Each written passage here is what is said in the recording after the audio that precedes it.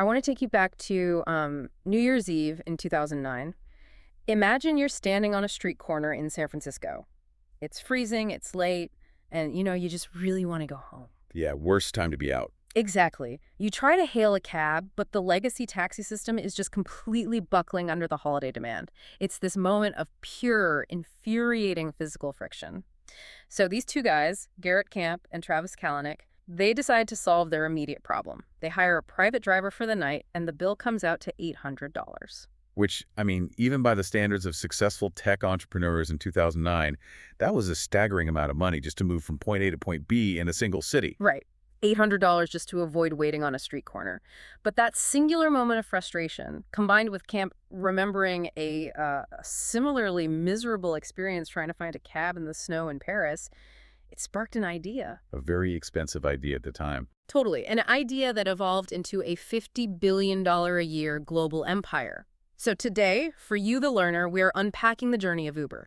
And the reason this matters, why we are going so deep on this today, is because this isn't just a story about a ride-hailing app.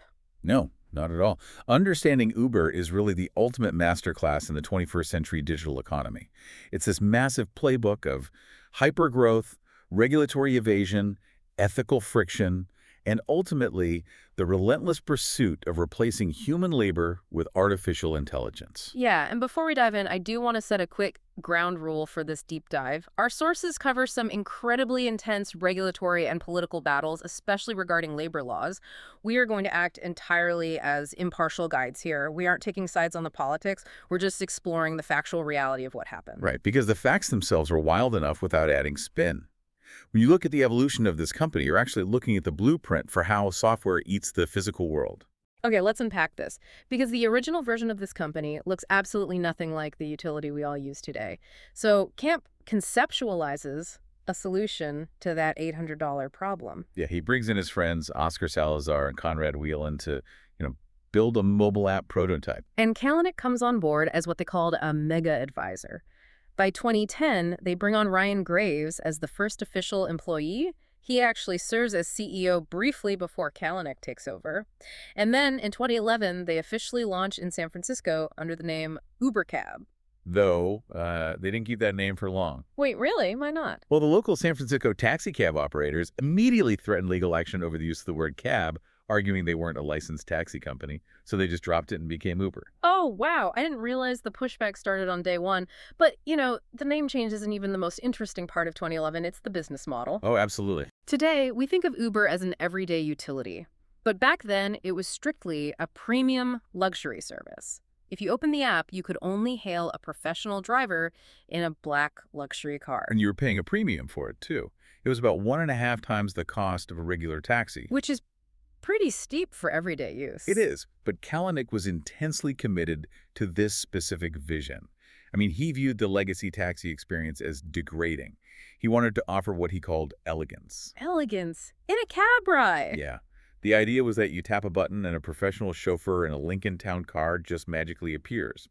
He was actually quite dismissive of the idea of everyday people using their personal cars to give rides. Right. I read that he and an early investor, Jason Calacanis, went on a podcast back then and just openly scoffed at the concept of ride sharing. There was a rival company called Wings experimenting with peer-to-peer rides, and Kalanick flat out called it illegal and claimed it would never work. It's a massive historical irony, honestly. The founder publicly condemning the exact business model that would eventually make him a billionaire. It really is. But here is the detail that completely stopped me in my tracks while we were researching this. While Kalanick is out there pitching this high-end black car limo service, let's look at who they were actually hiring behind the scenes. This is where it gets good. They weren't just hiring standard mobile app developers. They hired a nuclear physicist. And they hired a computational neuroscientist. What's fascinating here is that this is the crucial pivot point in understanding their foundational DNA. Help me connect these dots, because on the surface, this makes zero sense. Why on earth does a black car app need a nuclear physicist? I mean, it reveals what Uber truly was from day one. They were never building a taxi company. They were building a predictive mathematics company. Think about the hardest problem in logistics. Like traffic. Exactly. Specifically the ETA, the estimated time of arrival. Because predicting traffic is notoriously difficult. It's a highly chaotic system. A city grid involves weather, construction, One-way streets, unpredictable pedestrian behavior, sudden accidents. If you promise a user that a black car will arrive in exactly 4 minutes, and it takes 12, the magic of the app is dead. Right. The luxury illusion shatters. Exactly. So they realized very early on that relying on standard mapping interfaces, like the application programming interfaces or APIs provided by Google at the time, just wasn't going to give them the granular second-by-second precision they needed. So they basically had to invent their own math. Yeah. A nuclear physicist understands complex, dynamic systems and probabilistic modeling.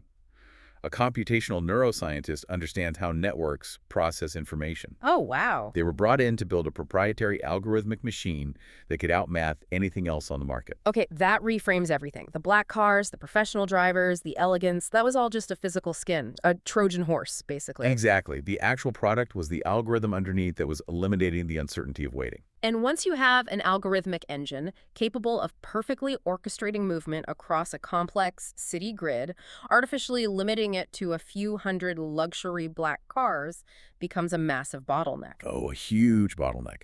Which brings us to the collision between Kalanick's pride and the free market.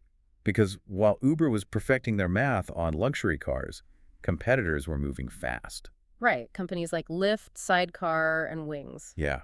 And they were legally using the peer-to-peer rideshare model. They were letting regular people use their own Honda Civics and Toyota Camrys to give rides. And the economic advantage of that peer-to-peer model is just undeniable. If you require professional drivers in commercial fleets, your supply is bottlenecked by the capital required to buy those cars. And obtain those commercial licenses, which are expensive and time-consuming. Exactly. But if you open your platform to anyone with a driver's license and a personal vehicle, your potential supply is suddenly, virtually infinite. You completely offload the capital expenditure. Uber doesn't have to buy the cars, maintain the cars, or pay the commercial insurance on the cars. The driver absorbs all of that overhead. So the market dictated the reality. By 2012, they introduced UberX, which was cheaper but still used commercial drivers. But by April 2013, seeing the explosive growth of their rivals, Uber totally reversed its stance. They adopted the peer-to-peer model completely. The pivot was absolute. And once they unleashed that nuclear physicist-powered math engine on an unlimited supply of everyday cars, the growth was unlike anything the tech world had ever seen. And the beauty of that math engine is that it is fundamentally agnostic, right? It doesn't care what it is routing. Exactly. If it can route a Toyota Camry to pick up a human, it can route that same Camry to pick up a sandwich. Hence, August 2014. They launch Uberpool to let strangers share rides, and in the exact same month, they launch Uber Eats, moving people and moving food on the same algorithmic grid. And this sets off a period of global expansion that was almost terrifying in its speed. They were pushing into new countries, fighting local regulations, and dumping billions of dollars into capturing market share. I was thinking about this global expansion, and it really reminds me of playing the board game Risk.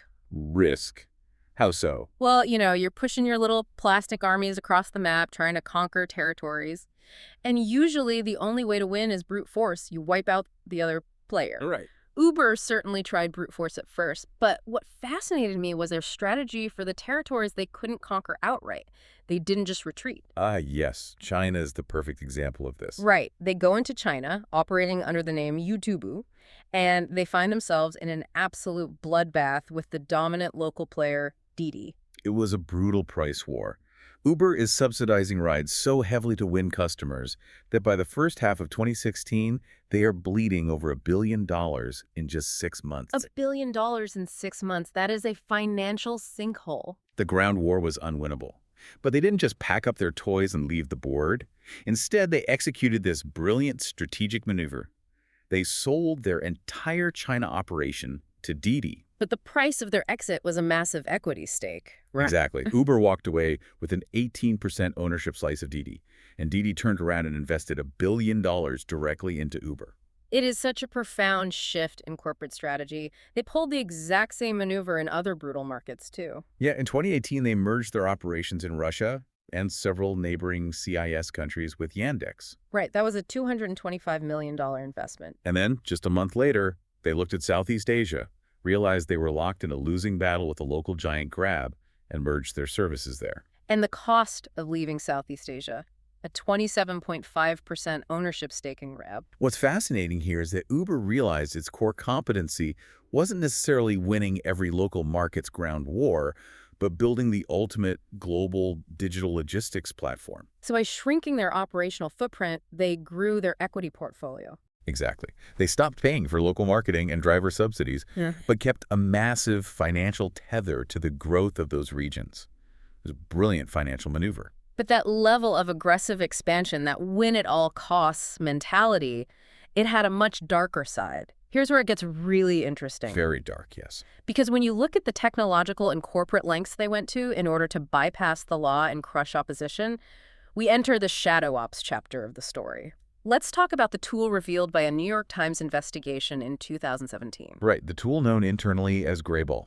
Grayball, I mean, it sounds like a CIA operation. What was the actual mechanism here? Grayball was a software tool designed for one specific purpose: to identify government regulators and law enforcement officers who were trying to use the Uber app and deny them service. Wow. They deployed this in cities where Uber was either operating illegally or facing hostile regulatory crackdowns, places like Portland, Paris, South Korea, China. Okay, let's break down the mechanics of this because I find this wild. How does a piece of software know that the person tapping request ride is an undercover transit inspector in Portland? It's not like the user profile says city government. No, of course not. They used a multi-layered approach of digital surveillance. The first layer was geofencing. Okay, drawing digital borders. Right. Uber's engineers would literally draw digital borders on their internal maps around known government buildings, police stations, or regulatory offices. If an app was frequently opened within those specific digital borders, the system flagged that user as highly suspicious. That's clever, but I mean, a lot of people walk past police stations. Geofencing alone isn't enough to confirm someone is a cop, right? Which is why they went much deeper. They actively analyzed credit card data. Wait, how? Banks issue credit cards using specific identification numbers, or BINs. Uber would cross-reference the payment methods on flagged accounts to see if they were tied to a police credit union or a corporate government account. That is incredibly invasive. And it didn't stop there. They would look at device identification numbers. They even had personnel search the social media profiles of these users to confirm their identities. So let's say I'm that Portland inspector. I've got my burner phone. I'm standing outside a hotel, and I request an Uber to catch them operating without a commercial license. The system has identified me through my credit card and my location history. What actually happens on my screen? The app would present you with a fabricated reality. You would look at your phone and see little cars driving around the map, but those cars were ghosts. They didn't exist. We're kidding, ghost cars. Ghost cars. If you tried to hail one, the app would either say no cars were available, or it would accept the ride and then mysteriously cancel it a minute later. So the driver never arrives, and the government gathers zero evidence of Uber's operations. Exactly. This actually led to Transport for London revoking their license in 2017. You just cannot build trust with a city when you're actively deploying software to trick their officials. I mean, they effectively built a counterintelligence agency into the back end of a consumer app. And Grayball wasn't even an isolated tactic, was it? No, it was part of a broader defensive posture. Consider the system codenamed Ripley. Ripley, the kill switch. Yes. Between 2015 and late 2016, Uber's physical offices in various international cities were subjected to police raids. Tax authorities or transportation regulators would literally walk through the doors with warrants to seize computers and data. And when the police walked in, what did Uber staff do? They activated Ripley. It was a panic button system that immediately severed the connection between the computers in that specific local office and Uber's centralized network servers. So it would just cut them off completely. Completely. It would lock the screens, power down the machines, and change the passwords. They used this at least 24 times. So the authorities seized the hardware, but the hard drives are suddenly inaccessible paperweights. Right. Now, Uber's official defense was that Ripley wasn't about obstructing justice. They claimed it was to protect user privacy and intellectual property. Sure, the standard corporate defense. Exactly. They argued authorities could still request the data through proper international legal channels. But, you don't build a massive rapid response kill switch infrastructure unless you view yourself as being in a state of constant adversarial conflict with local jurisdictions. And they didn't just play defense against governments, they played offense against private citizens. They did. In 2016, there was a class action lawsuit against the company. Uber hired a global security consulting firm called Ergo to secretly investigate the plaintiffs. And these operatives didn't just do basic background checks, right? They actively posed as acquaintances. Yeah, they posed as acquaintances of the plaintiffs to trick their friends and colleagues into giving up dirt. When the judge found out, all that evidence was thrown out. I have to ask, how does a transportation app effectively build a shadow intelligence agency? Walk me through that mindset, because to a normal person, geofencing cops and running sting operations on civilians sounds completely unhinged. It forces us to examine the psychology of a tech unicorn during that specific era. It stems from a deeply ingrained ideological belief that software is inherently superior to bureaucracy. Okay, I can see that. When you have a team of brilliant engineers who have solved the complex mathematics of global movement, there's a tendency to view local municipal laws, like taxi medallions from the 1930s, as just illegitimate friction. Right. They didn't view themselves as a traditional business bound by local ordinances. They acted like a sovereign digital entity. Exactly, a digital nation state. And when you believe your algorithm is morally and efficiently superior to the antiquated local government, you stop seeing your actions as corporate espionage or obstruction. You justify it as necessary innovation. But here is the fundamental truth of corporate culture. You cannot build a machine designed to ruthlessly evade the rules externally without that exact same toxicity infecting the inside of the company. Absolutely. A culture that rewards breaking the law to win market share is going to be a brutal, hostile place for its own employees. And in 2017, that internal toxicity finally detonated. Let's talk about the reckoning. The catalyst was a former Uber engineer named Susan Fowler.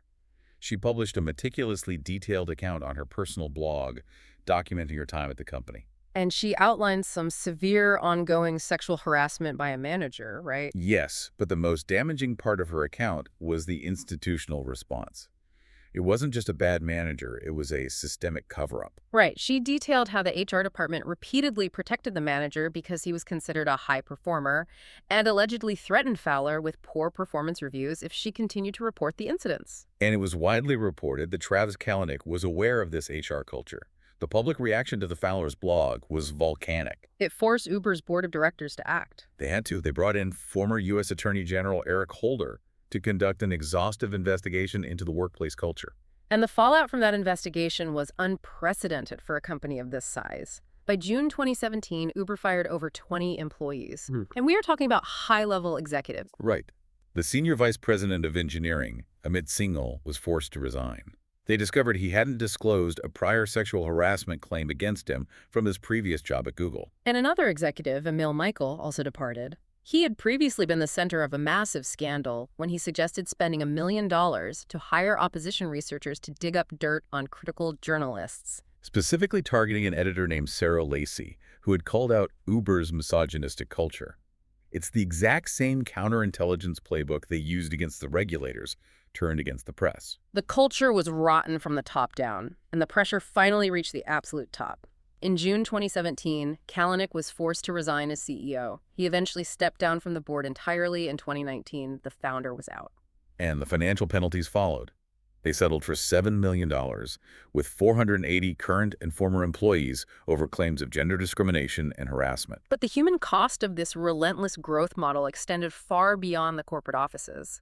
The safety of the passengers using the platform became a massive legal liability. It did. We see this culminating recently. In 2024, the federal courts consolidated over 3,000 sexual assault lawsuits filed by passengers against Uber into a multi-district litigation. 3,000. Yes. The core argument of these plaintiffs ties directly back to that growth at all costs mentality. They allege that in the rush to onboard as many drivers as possible, Uber knowingly compromised on safety, relying on inadequate background checks. There are also severe failures regarding accessibility, like the case of Lisa Irving. Right, a visually impaired American customer who uses a guide dog. She was denied rides 14 times because Uber drivers are independent contractors using personal vehicles. Enforcing civil rights laws proved incredibly difficult. She ended up winning a $1.1 million settlement in 2021, which brings us to the most complex, heavily debated human element of this entire story: the global labor wars. The battle over the millions of people actually driving the cars. Right. And as a reminder to you listening, we aren't here to decide if drivers should be W-2 employees or 1099 contractors. We're looking at the factual reality of how this legal tug of war defines Uber's business model. This raises an important question. Hmm. Does the algorithm act as an employer or merely a matchmaker? Let's break down the mechanics. On one side, you have the independent contractor model. The driver is a separate business entity. They set their own hours, use their own car, and bear the financial risk. And because they aren't employees, the company doesn't have to pay for health benefits, overtime, or a guaranteed minimum wage. The counter-argument is that drivers are absolutely employees because Uber controls the pricing, dictates the ride assignments, and can terminate access to the app at any time. Let's look at how this is played out factually. In the UK, the Supreme Court ruled definitively against Uber, stating drivers are workers entitled to minimum wage and holiday pay. We've seen similar rulings in New Zealand, Switzerland, and the Netherlands. But the most intense battle occurred in California. It started in 2019 with Assembly Bill 5, which attempted to reclassify gig workers as employees. Uber's response was a masterclass in deploying capital to rewrite the rules. They funded a ballot initiative in 2020 called Proposition 22. And Prop 22 passed, carving out an exemption to keep drivers as contractors. But it didn't end there. Fast forward to 2025, California passed Assembly Bill 1340. Which created a bizarre hybrid status. It allowed rideshare drivers to form unions and collectively bargain, all while legally remaining independent contractors. It's an endless tug of war, but it highlights a core contradiction. You have a platform relying on 10 million active human beings who need wages and safety, governed by an algorithm mathematically optimized to squeeze out maximum efficiency. The tension between the human and the machine is structurally unsolvable. And by late 2017, with Kalanick gone, that tension brought the company to a breaking point. They needed a completely different type of leader. They needed an adult in the room. So in August 2017, they hired Dara Khosrowshahi. He walks into the top job, and immediately skeletons start falling out of the closet. Oh yeah, he inherits massive scandals. Notably, the concealment of a 2016 data breach. Right, he has to publicly admit that hackers had stolen the personal information of 57 million customers and 600,000 drivers. How did the hackers even pull that off? It was surprisingly simple. It was a technique called credential stuffing. Hackers take usernames and passwords exposed in other breaches and write scripts to test them on thousands of websites. Because humans constantly reuse passwords. Exactly. They eventually got a hit on an Uber developer's account that gave them access to a private repository on GitHub where engineers collaborate on code. And inside that GitHub repository, the developers had accidentally left the access tokens to Uber's massive cloud data store hosted on Amazon Web Services. Hackers took those keys, walked right into the AWS servers, and downloaded the database. Data breaches happen, but what turns this into a massive criminal liability is how they handled it. They didn't tell the users or the regulators. Instead, they paid the hackers a $100,000 ransom. Yeah. And Uber's former chief security officer, Joe Sullivan, disguised the payment internally as a bug bounty. Let's explain that, because a bug bounty is usually a legitimate thing, right? Paying ethical hackers to quietly report vulnerabilities. Yes, but you don't use it to pay off criminals who already stole 57 million records. The Department of Justice brought criminal charges against Sullivan. So Khosrowshahi inherits this massive crime scene. He apologizes and starts writing checks.